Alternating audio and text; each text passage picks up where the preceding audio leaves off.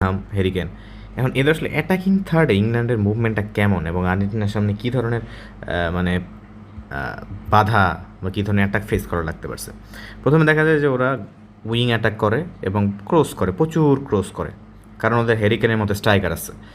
আরেকটা যে কাজ করে সেটা হচ্ছে গিয়ে এই যে বেলিংহাম বল নিয়ে ঢুকবে একটা থ্রু পাস দেবে, এদিক দিয়ে গর্ডন ঢুকবে, এদিক দিয়ে মাদুকে ঢুকবে।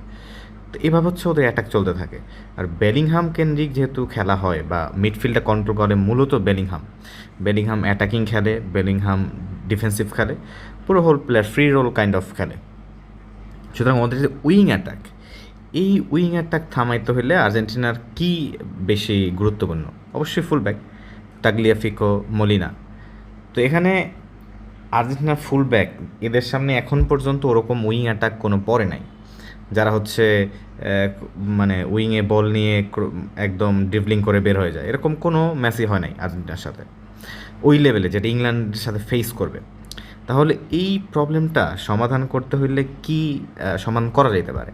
দেখেন, যখন বেলিংহাম এদিক থেকে অ্যাটাক করবে, হ্যাঁ, বেলিংহাম যখন এই মিডল পয়েন্ট থেকে অ্যাটাক করবে, তখন পারাদেস, সে যেহেতু ডিফেন্সিভ মিডফিল্ডে খেলে, এইটা পারাদেস অনেকাংশেই এই ক্ষেত্রে হেল্প করবে, অ্যাটাকটা বিল্ড আপ হইতে দিবে না।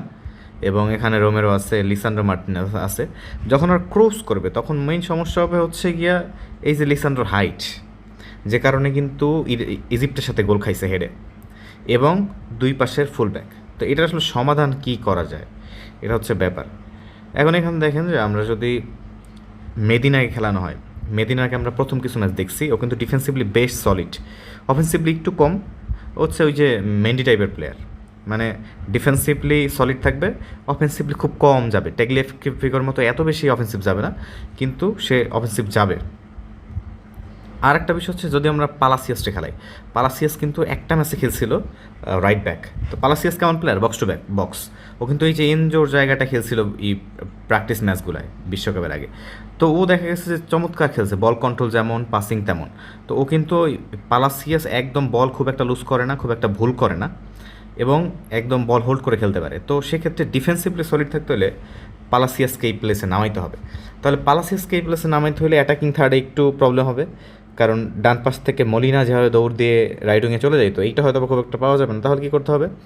সেক্ষেত্রে লোসেলসোকে আমাদের ইন করতে হবে, কারণ লোসেলসো কিন্তু মানে প্লে মেকার টাইপের প্লেয়ার, এবং আর্জেন্টিনা যে ধরনের খেলা এখন খেলতেছে, এই খেলা যদি ইংল্যান্ডের সাথে খেলে তাহলে বেশ যেতে হওয়ার একটা চান্স আছে। ঠিক আছে, এবং এখানে আমাদের ডিপলকে আসলে বসাইতে হবে, কারণ ডিপল ওই লেভেলে খেলা খেলতে পারতেছে না।